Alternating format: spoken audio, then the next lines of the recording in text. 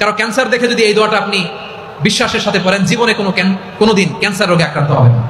অন্যের বিপদ যদি দেখেন, এটার জন্য একটা দোয়া আছে। অনেক সময় আমরা দেখি হাসপাতালে ক্যান্সারের 3rd স্টেজে চলে গেছে, লোকটা হ্যাংলা হয়ে চিকন হয়ে হায়রে কি কষ্ট পায়, দেখি না? বিষ্ণু বলে একটা দোয়া যদি কেউ অন্যের কোনো বিপদ দেখে পড়ে, ওই বিপদ তার জীবনে কখনো আসবে না। শুনবেন? শোনার আগ্রহ আছে? অনেক সময় হয় যে আমরা মহাসড়ক দিয়ে যখন চড়ি, দুর্ঘটনায়, আইরে আল্লাহ, দুর্ঘটনায় মানুষের মাথা একদিকে, দেহ আরেকদিকে, ব্লিডিং, এরকম হয় না? আল্লাহ তুমি হেফাজত করো।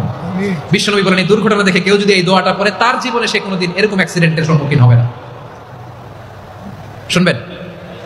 বিশ্বনবী বলেন অন্যের বিপদ দেখে কেউ যদি পড়ে, আলহামদুলিল্লাহিল্লাযী আফানি মিম্মা বাতালাকা বিহি ওয়া ফাদ্দালানি আলা কাসীরিন মিম্মান খালাকা তাফদীলা, মানে প্রশংসা সে আল্লাহর, যে আল্লাহ তাআলা তোমাকে যেই জিনিস দিয়ে পরীক্ষা করেছে, আমাকে ওইটা থেকে বাঁচিয়ে দিয়েছে।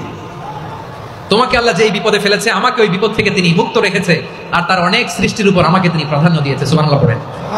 যে কোনো বিপদ, কারো ক্যান্সার দেখে যদি এই দোয়াটা আপনি বিশ্বাসের সাথে পড়েন, জীবনে কোনোদিন ক্যান্সার রোগে আক্রান্ত হবেন না।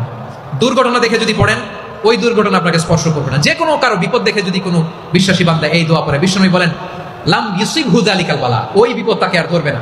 উফিয়া মিনহু মিন যালিকাল বালা কাইনাম মা কান, সে যতদিন হায়াত পাবে কোনোদিন ওই বিপদ তাকে স্পর্শ করবে না।